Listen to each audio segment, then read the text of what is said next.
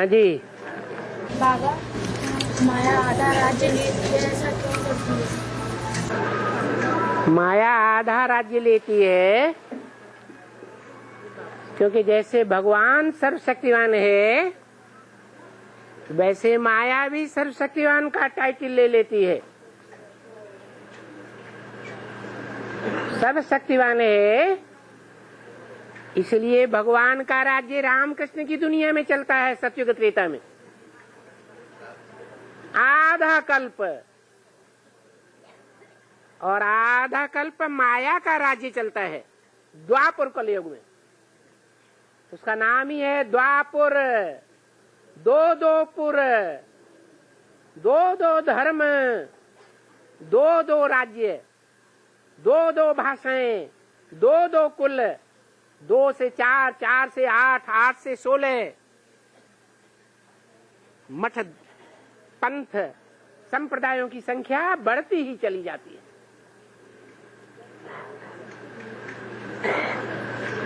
तो अनेकता में मारा मारी होगी या प्यार से रहेंगे? मारा मारी की दुनिया बन जाती है। उसे कहते हैं माया रूपी रावण राज्य। जो रावण मायावी रूप धारण करके गुरुओं के रूप में आता है, देहधारी धर्म गुरुओं के रूप में आकर के सीताओं को छलता है, अपने कंट्रोल में ले लेता है। इसलिए बाबा कहते हैं तुम 7 सीताएं हो। 7 सीताएं कोई न कोई बंधन में बंधी हुई है। कोई स्वाधीन नहीं है। स्व माने आत्मा, आधीन माने आत्मा के अधीन नहीं है। सब इंद्रियों के अधीन हो गए, विकारों के अधीन हो गए। 5 विकार हैं रावण के बाईं ओर के सिर। 5 काम, क्रोध, लोभ, मोह, अहंकार, और 5 सिर हैं दाईं ओर के। पृथ्वी, जल, वायु, अग्नि, आकाश, 5 तत्व जिनसे ये शरीर बनता है। शरीर में 5 तत्वों का वास है और आत्मा में 5 विकारों का वास। ये 10 सिर का रावण इस दुनिया में हर एक मनुष्य मात्र को कंट्रोल कर रहा है। भगवान बाप आकर के इस रावण के पंजे से छुड़ाते हैं। अपन को आत्मा समझो, देह न समझो, दूसरों को भी भ्रकुटी के मध्य में आत्मिक रूप में देखो। ये ज्योति बिंदु आत्मा है। देह के रूप में न देखो, स्त्री है, पुरुष है, राजा है, रंक है।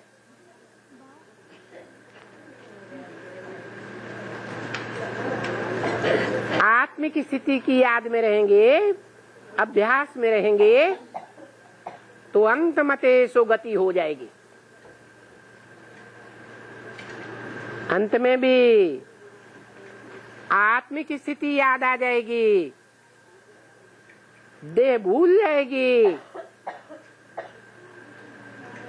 रावण के पंजे से छूट जाएंगे और सतयुग त्रेता रूपी स्वर्ग की दुनिया में आ जाएंगे। ऐसे न समझो स्वर्ग कोई ऊपर होता है, नरक कोई पाताल में होता है। नहीं, इस नई दुनिया में ही स्वर्ग होता है जो भगवान के द्वारा बनाई जाती है। और दुनिया की हर चीज कभी न कभी तो पुरानी होती है। निश्चित रूपी मकान भी जब पुराना शुरू होता है तो उसे द्वापुर कहा जाता है। रजो प्रधान, जैसे मनुष्य बचपन में सतो प्रधान बच्चा होता है, किशोरावस्था में सतो सामान्य हो जाता है,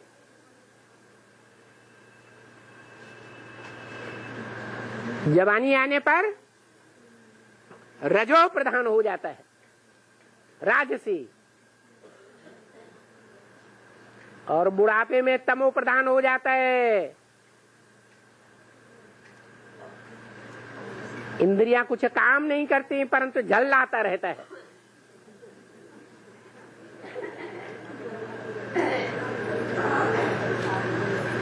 दुनिया की हर चीज 4 अवस्थाओं से गुजरती है, ये सृष्टि भी 4 अवस्थाओं से गुजरती है। इस सृष्टि में भी कभी सतोगुण प्रधान हो जाता है सतयुग में, कभी रजोगुण प्रधान हो जाता है द्वापर में, कलयुग आते आते तामसी गुण प्रधान हो जाता है।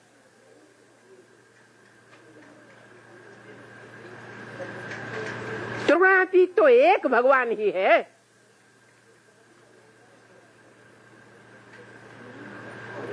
तो 3 गुणों से परे रहने वाला भगवान हमको भी ऐसी पढ़ाई पढ़ाता है जिससे हम 3 गुणों से परे होकर के इस सूरज चांद सितारों की दुनिया से पार लोक में बाप के पास पहुंच जाते हैं, ब्रह्मलोक।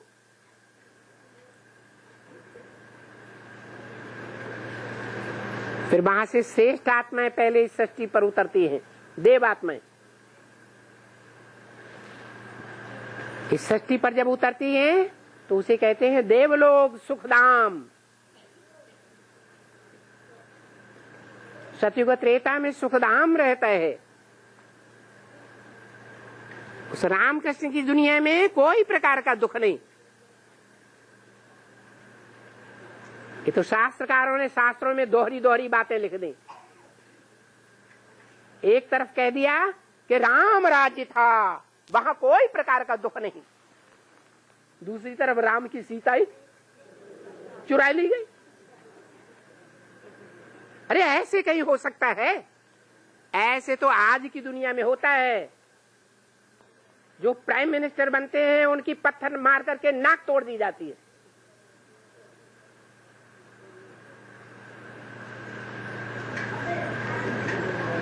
जो होम मिनिस्टर बनते हैं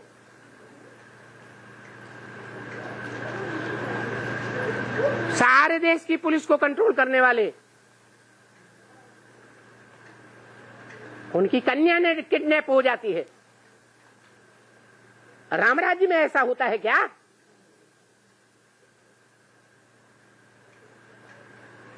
तो शास्त्रों में तो सब अगड़म बगड़म कर दिया। भगवान आकर के शास्त्रों के सार की बातें निकालते हैं कि शास्त्रों में ये सार की बातें हैं जिनको वेदवाणी कहा जाता है।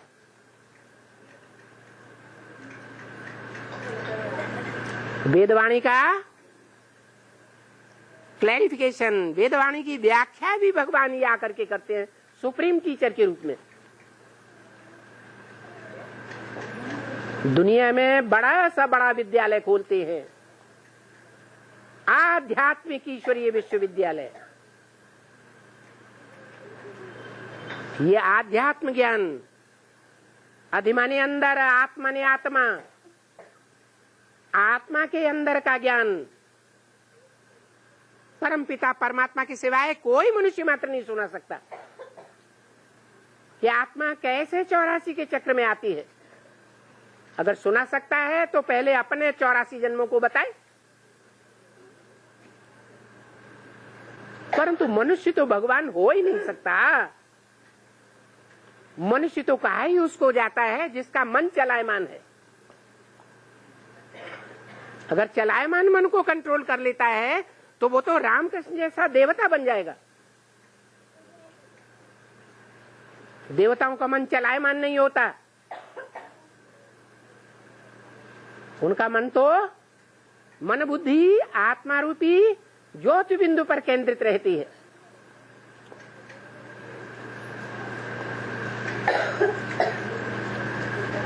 चाहे राधा कृष्ण हो, चाहे लक्ष्मी नारायण हो,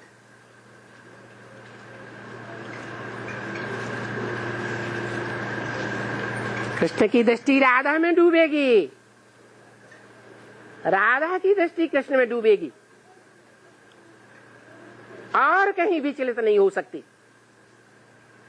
ऐसी प्योरिटी भारत में ही होती है।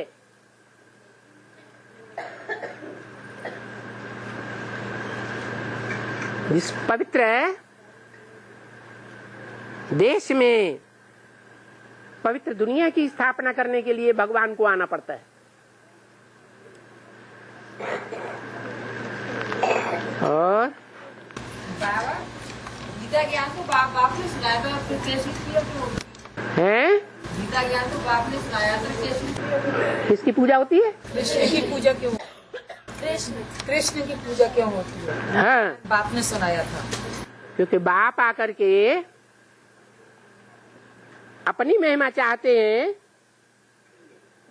या बच्चों की महिमा बढ़ाना चाहते हैं? हैं? बच्चों की महिमा बढ़ाना चाहते हैं। लेकिन कोई बच्चे होते हैं बाप की मौजूदगी में खुद ही बाप की राजाई चलाना चाहते हैं।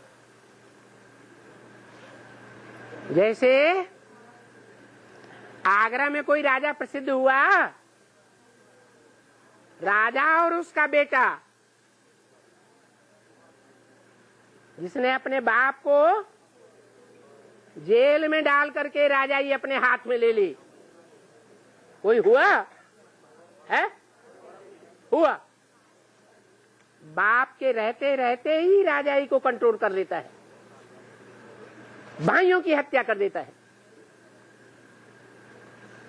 तो ऐसी राजाई चाहिए या बाप खुद हमें राजाई दे, वो ऐसी राजाई चाहिए?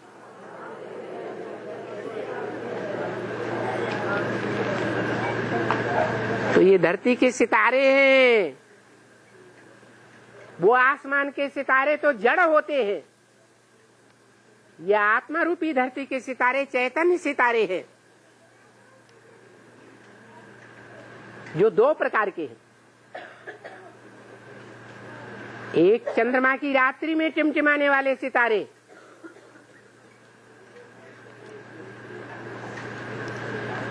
चंद्रमा जब रोशनी से निरस्त हो जाता है, दूज का चांद, तब वो चांद के सितारे, चांद के रहबरी में रहने वाले सितारे जोर से चमचमाते हैं या अपनी रोशनी को चंद्रमा की रोशनी में समाये देते हैं, जोर से टिमटिमाते हैं। और दिन के जो सितारे होते हैं, दिन में भी सितारे होते हैं आसमान में या नहीं? होते हैं, लेकिन वो अपनी रोशनी को सूर्य की रोशनी में समाये देते हैं। जो सूर्य की रोशनी अपने बाप का नाम बाला करते हैं, वो हैं सूर्यवंशी सितारे।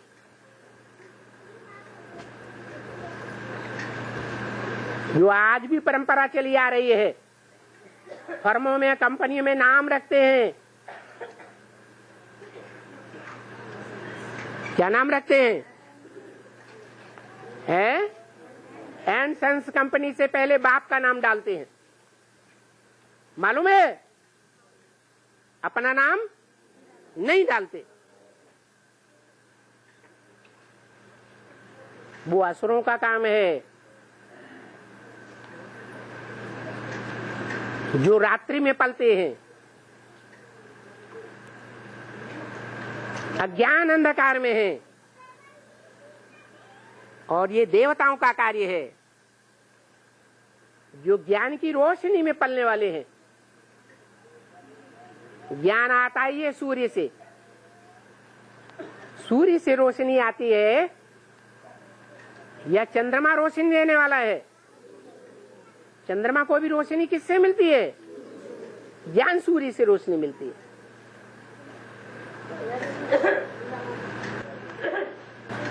और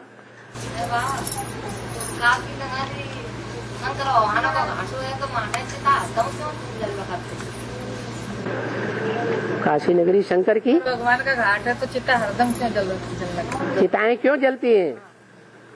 देवभान की चिताएं वहां जलनी चाहिए कि नहीं? काशी नगरी जो है, काश्य के नाम पर काशी नगरी पड़ा। काश्य कहते हैं योग बल का तेज।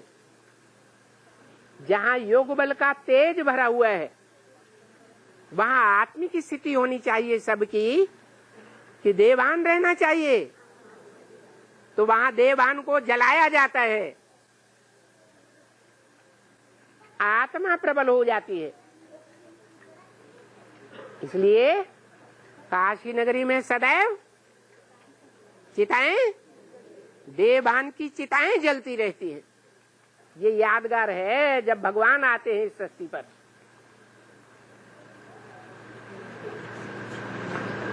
काशी शंकर की अति प्यारी नगरी है।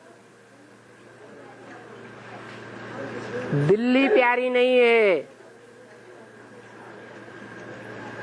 क्या प्यारी है? काशी नगरी अति प्यारी है। जरूर योग में मस्त रहती होगी या नहीं रहती होगी। योग का तेज कहा जाता है। और योग का तेज वही होगा जहां ज्ञानियों का जखीरा इकट्ठा होता है। काशी नगरी भक्ति मार्ग में भी प्रकांड विद्वानों की नगरी मानी जाती है या मूर्खों की नगरी मानी जाती है? ये यादगार इस समय संगम युग की है, जब भगवान बाप इस सृष्टि पर आते हैं। तो काशी नगरी का आधार लेकर के नई दुनिया का फाउंडेशन लगाया जाता है। और कृष्ण जी तो क्या कहते हैं कि लाभ उल्टे पैर पे नरक की ओर क्या कहते हैं, लाभ मारने सुरख की ओर जाने बताया। और जी हनुमान जी बैठे गए जी, ऐसे कैसे बैठे हैं? हनुमान जी क्या? हनुमान जी बैठे एक पैर पीछे और एक पैर करके ऐसे करते बैठे। हाँ, तो उसकी याद क्या है? दौड़ते हैं तो क्या करते हैं? है? जब कोई दौड़ेगा तो क्या करेगा? एक पैर आगे एक पैर पीछे करेगा कि नहीं? नहीं तो दौड़ कैसे लगाएगा? पुरुषार्थ की भी दौड़ होती है। पुरुषार्थ में चलना भी होता है, दौड़ना भी होता है। पुरुषार्थ में उड़ना भी होता है। और पुरुषार्थ में शंकर जी की तरह हाई जंप लगा करके बैल के ऊपर सवार होना भी होता है। जो बैल शिव के मंदिर में नाली के किनारे दिखाया जाता है,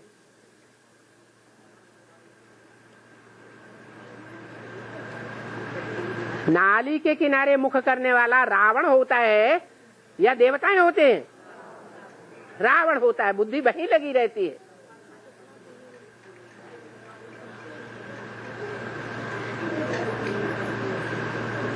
ऐसे रावण के रूप में, बैल के रूप में, जानवर के रूप में पार्ट बजाने वाली जो आत्माएं हैं, उनके ऊपर कंट्रोल करना, उनको नाथना, वो भक्ति मार्ग में दिखाया गया है। शिव शंकर पर सवारी करता है और शंकर किस पर सवारी करता है? बैल पर सवारी करता है।